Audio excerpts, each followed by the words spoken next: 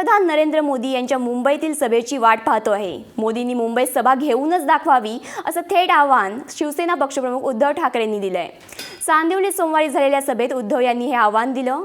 आम्हाला भीक नकोय, मुंबईकर हा प्रामाणिकपणे कर भरणार आहे, मुंबईकरांना शिवसेना हवी, भाडोत्री माणसं नकोत, अशा शब्दांमध्ये उद्धव यांनी भाजपवर थेट निशाणा साधला।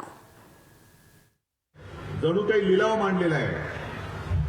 कितने करोड दू, 60,000 करोड दू की और दू, तर लोक बिचारी गोरगरीब त्यांना असं वाटायचं की हे हो बोलले म्हणजे गेले की ताबडतोब पैसे येणार आणि मग म्हणायचे और ज्यादा दो, 70,000 करोड दू की और दू, 80,000 दू, म्हणजे काय लिलाव मांडला होता तुम्ही की एवढे एवढे एक एवढे एवढे दोन म्हणजे झाले, लिलाव झाला आणि मग 1.25 कोटी मी बिहारच्या जनतेला देतोय, तरी सुद्धा बिहारची जनता हुशार तिने सुद्धा साफ करून टाकला।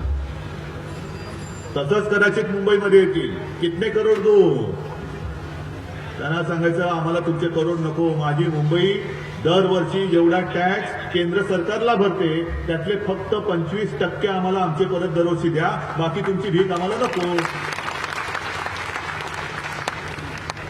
कारण यावर्षी माझ्याकडे जी काही माहिती आली आहे कदाचित चुकीची असेल, तर ज्यांच्याकडे योग्य माहिती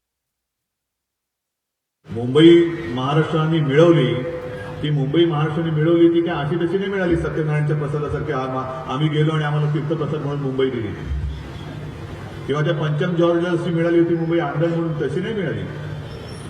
मुंबईसाठी मोठा लढा उभारावा लागला, तो प्रचंड लढा। त्या लढ्यामध्ये माझे आजोबा अग्रभागी होते, म्हणजे आमची घराणेशाही तिथून सुरू आहे। ही आता उगवलेली घराणेशाही नाहीये, मुंबईसाठी ही आमची 3री-4थी पिढी काम करते, महाराष्ट्रासाठी काम करते। आणि तो जो काही लढा उभारला होता त्याच्यामध्ये बाकी आज जे काही शपथ घेणारे होते आता आहेत ते तेव्हा होते की नाही मला कल्पना नाही, त्यांचा पक्षही शिल्लक होता की नाही, अस्तित्वात होता की नाही मला माहिती नाही।